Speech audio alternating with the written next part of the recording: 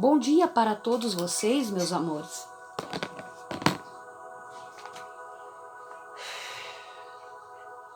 Como vocês estão? Tudo bem? Que a paz de nosso Senhor Jesus Cristo esteja presente na vida de todos vocês.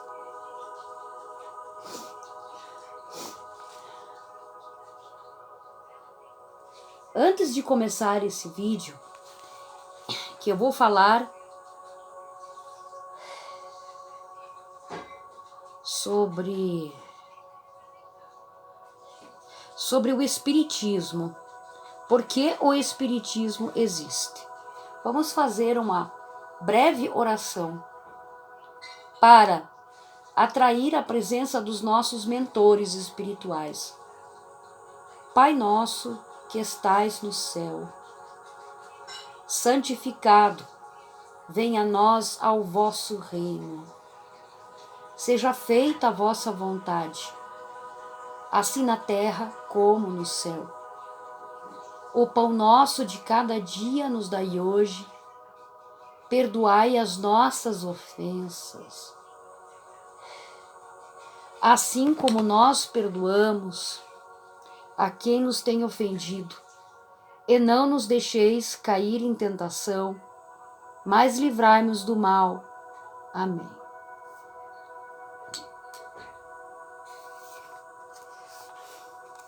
Vamos fazer hoje, com a graça de nosso Senhor Jesus Cristo e de nossa amantíssima Virgem Maria, porque o Espiritismo existe. Nas épocas mais remotas, o ser humano já busca a transcendência, clama por sentido e consolo, que se sinta ligar-se a algo superior.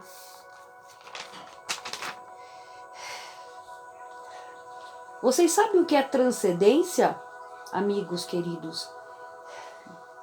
Significa exceder, ultrapassar, ser superior a, elevar-se acima do vulgar, abrir as portas a uma realidade, transformar-se. No tocante à religião, na teologia, reconhece-se que Deus é um ser transcendente, que está acima da sua criação e não é limitado por ela. Então vamos continuar.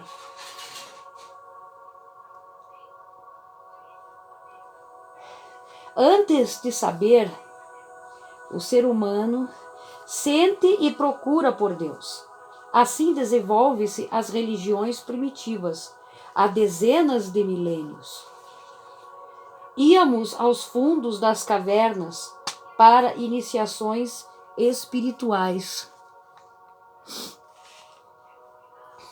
Orávamos, cantávamos e dançávamos ao redor das fogueiras. Entoávamos palavras fortes nas noites escuras para expressar nosso anseio de luz. Essa busca árdua se estende por milênios, sempre amparada pelo Cristo. A cada revelação recebida, algo muda. O novo saber é assimilado. Outros seres humanos chegam, vindo de estrelas distantes. Surgem as grandes religiões, filhas da união do saber, que vêm de mundos além do sol e das tradições da terra. Partes dos novos hindus, que são habitantes, instala-se às margens do Ganges. Os hindus, na verdade, Os seguidores do hinduísmo, eles acreditam em reencarnação, predestinação, confiam em guias espirituais e persistem no sistema de castas. Cultuam diversos deuses e usam os textos sagrados dos Vedas como referência.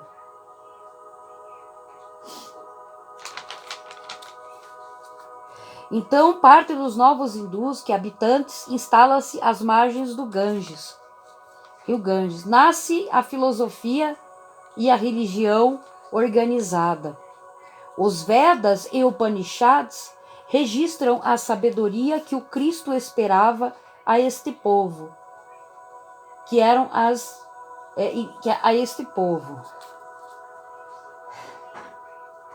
Então nós temos os Vedas e os Upanishads.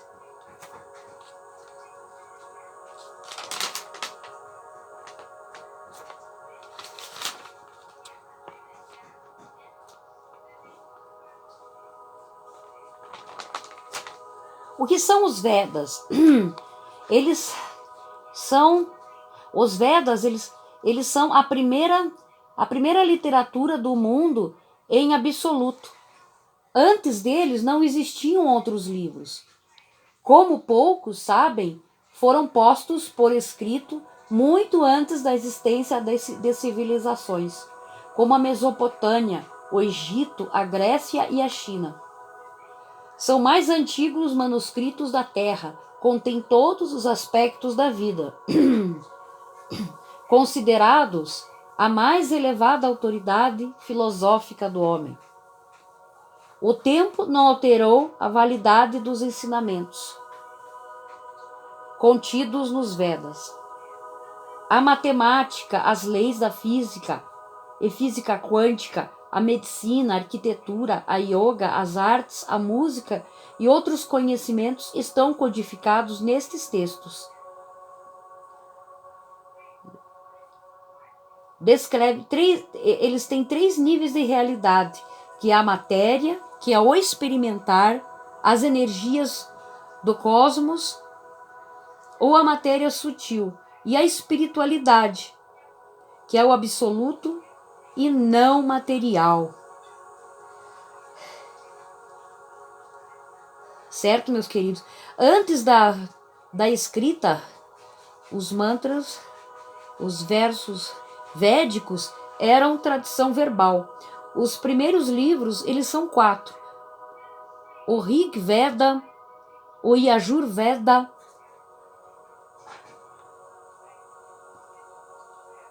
o Yama e o Atharva Veda. Os Upanishads, eles são partes dos Vedas.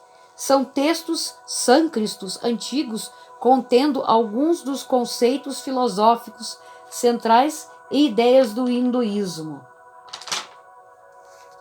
O que são sânscrito? Sânscrito é uma língua antiga que foi utilizada na Índia. Certo?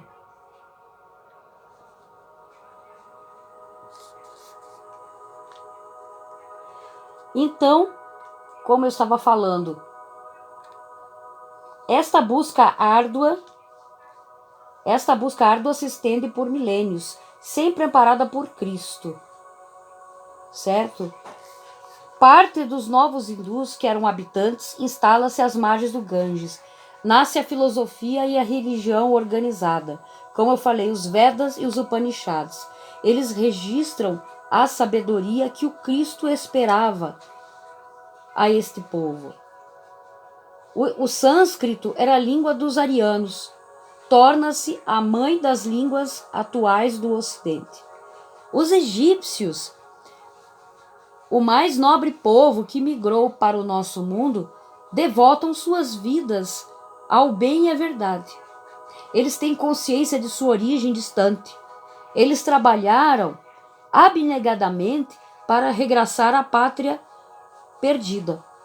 Sua ciência é incompreensível e a outros povos. Por isso criou-se iniciações severas para revelar sua ciência secreta. Conhecem em profundidade a imortalidade, a reencarnação, a vida e outros mundos.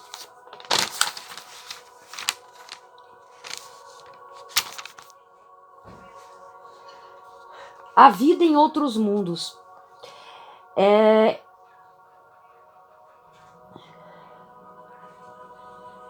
A vida em outros mundos, a imortalidade, a reencarnação e o magnetismo e o futuro da humanidade. Então, aqui também eles falam sobre pré-cognição, que eram amparados pelo Cristo. Antes de voltarem ao seu mundo, eles constroem as grandes pirâmides em que registram sua avançada ciência. Deixam-nos um legado de valor inestimável. Os hebreus era de todos que imigraram. Os hebreus formam os grupos mais homogêneos. Eles registram seu saber extraordinário em forma de símbolos, parábolas e profecias. A eles foi confiada a missão de educar a humanidade na crença de Deus único. Crença de Deus único, monoteísmo. É a nação escolhida pelo Cristo para sua encarnação no mundo.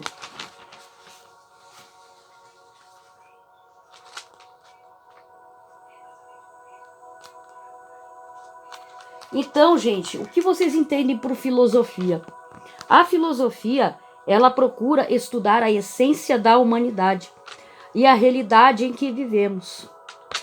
Refletir sobre o sentido das coisas e apresentar diferentes visões da realidade. São atividades desempenhadas por profissionais desta área, filósofos, estudiosos e pensadores. Área do conhecimento que coloca em questão o próprio conhecimento. Então, os filósofos, desde a antiguidade, tentaram entender o mundo e tudo o que há nele, concreto, abstrato e conceitual. Né? O concreto é o que você sente, o que você pode pegar. Né? O abstrato é a brancura, a sabedoria, o orgulho, a mentira, a raiva, o amor. E o conceitual, onde temos o significado das coisas. Certo?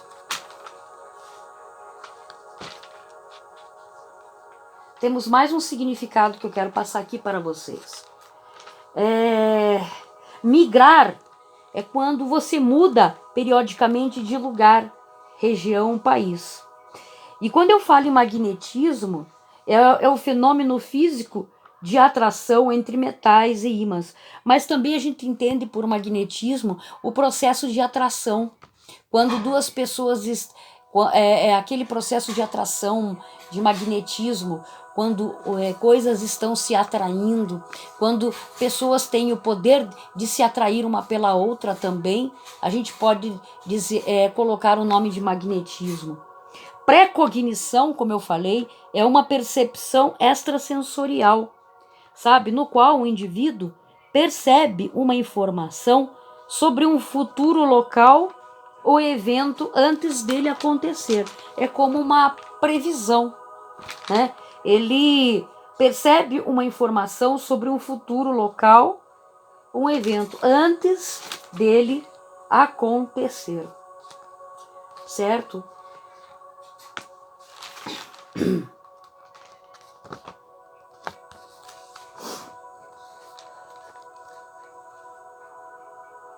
Então, como eu estava falando, os hebreus, de todos eles imigraram, os hebreus eles formam os grupos mais homogêneos. Novamente, eles registram o seu saber extraordinário em forma de símbolos, parábolas e profecias. Certo? Parábolas e profecias.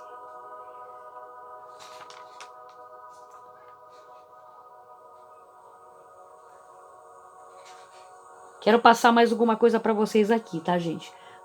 Parábolas são muito comuns na literatura oriental e consistem em histórias que pretendem trazer algum ensinamento de vida, sabe? Possuem simbolismo, onde cada elemento da história tem um significado específico.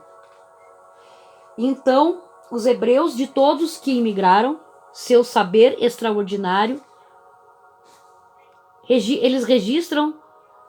eles formam os grupos mais homogêneos, né? Registram seu saber extraordinário em forma de símbolos, parábolas e profecias. A eles foi confiada a missão de educar a humanidade na crença do Deus único monoteísmo. É a nação escolhida pelo Cristo para a sua encarnação no mundo. O Cristo vem ao mundo e utiliza-se do saber e dos símbolos judaicos para revelar elevadas verdades espirituais. Os símbolos do cristianismo são estudados nas elevadas esferas espirituais e direcionam a evolução do planeta. Para nós, a compreensão dos evangelhos é o maior desafio para este milênio. E é verdade. O Mestre sempre envia missionários, aqueles que vêm nos orientar, trazer ensinamentos e que também nos encaminham com relação quando vem falar de uma nova religião, para nos direcionar a uma nova religião, né? Então, como é que eu posso explicar melhor aqui?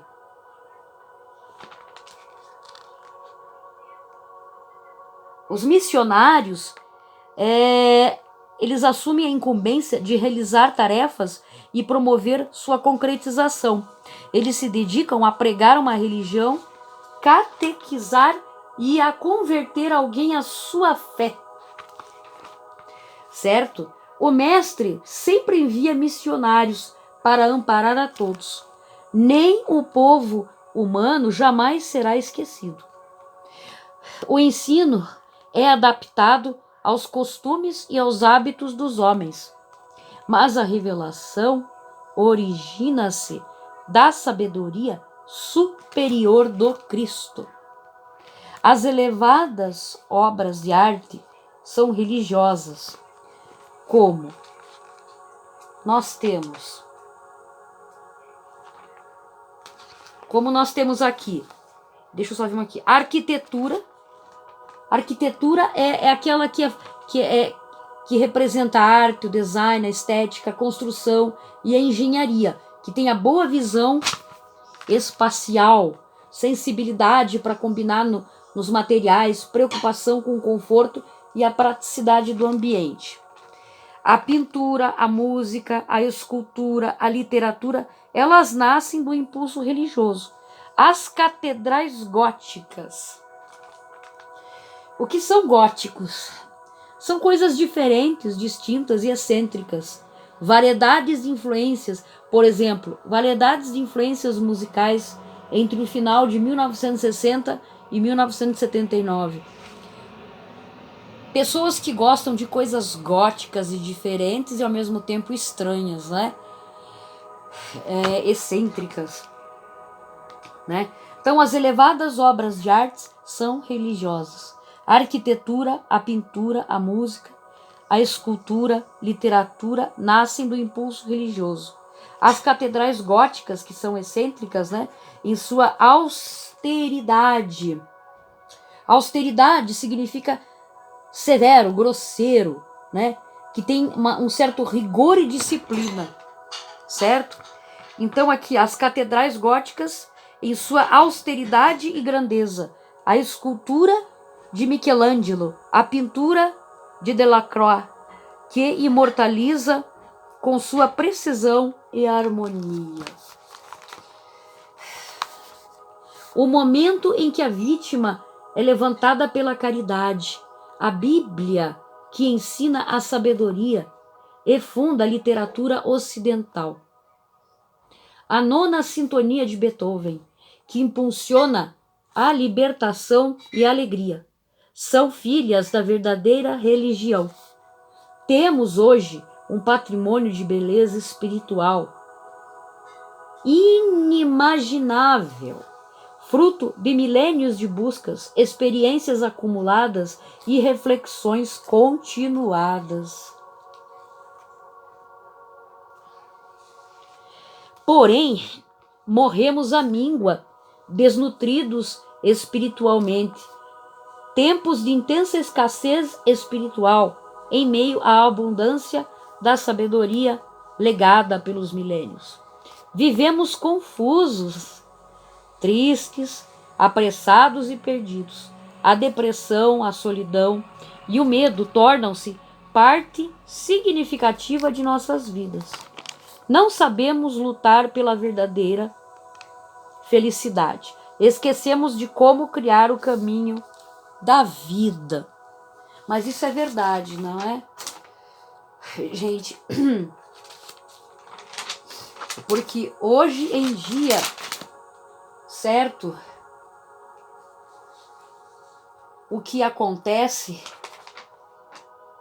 são muitas pessoas, na sua maioria, que estão perdidas em termos de espiritualidade, que não tem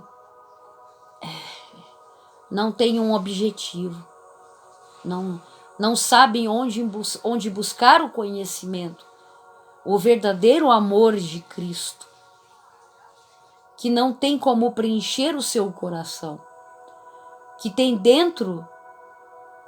lá dentro do seu peito, muita mágoa e ressentimento. Não conseguem perdoar. Isso é muito triste. Temos aqui alguns conhecimentos. Sabe o que significa judaísmo? É uma das 3 principais religiões monoteístas do mundo. A crença era a religião que se baseava na filosofia e o modo de vida era a mais antiga tradição religiosa do mundo. Era a existência. Ela pregava, na verdade, o judaísmo pregava a existência de um único Deus. O judaísmo era monoteísta, pregava a existência de um único Deus. Agora, o cristianismo, meus amores, cristianismo é religião monoteísta também. Que coloca a vida e ensinamentos de Jesus de acordo com o Novo Testamento, baseada na fé cristã. Jesus como Filho de Deus, Salvador e Senhor, como Cristo, né? Como Cristo.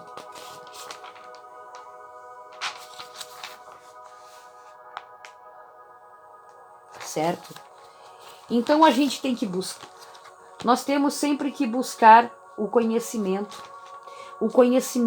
através da nossa leitura, para aprendermos cada vez mais. Quanto mais buscamos a sabedoria, a leitura, né? Através de bons textos, nessa nossa encarnação, elevamos a nossa vibração. Quanto mais aprendemos sobre espiritualidade, chegamos perto de Deus. É muito importante isso, sabe? Aprender coisas que nos levem para perto de Deus. Vocês imaginem, então, indo em direção a esse lugar lindo que vocês estão enxergando agora. São essas árvores, essa floresta, com verde, com árvores lindas, com este sol maravilhoso, com toda essa sombra. Traz a presença de Deus, da paz, da tranquilidade, né? E a gente tem que buscar também nesses lugares também onde está presente a natureza, né? A natureza é que traz aquela sensação positiva, que também atrai os espíritos de luz como eu digo, até os caboclos, né? Todos os espíritos, né? Os espíritos de luz, seja da Umbanda, do Espiritismo, eles estão próximos da natureza. A conexão é muito grande quando estamos na natureza. Não só na natureza, como dentro de casa. Podemos orar dentro de casa. E é bom sempre manter nossos pensamentos elevados. Ler o Evangelho segundo o Espiritismo é uma coisa que traz um alimento para o coração e pensamentos elevados. Um grande beijo no coração de todos vocês. Deus abençoe grandemente. Abençoe, abra todos os caminhos para que todos sigam em paz. Coloquem em seus pensamentos coisas boas. Pratiquem a bondade e a caridade. E pensem que para conseguir atingir seus objetivos, o caminho da oração é sempre o mais longo, eu sempre digo. Mas o caminho da oração, que é o mais longo, é quando você alcança esse objetivo, ele sempre vai durar. Você vai sempre ter a certeza de que vai ser muito feliz. Um grande beijo para todos. Que Deus abençoe, que espero que tenham gostado.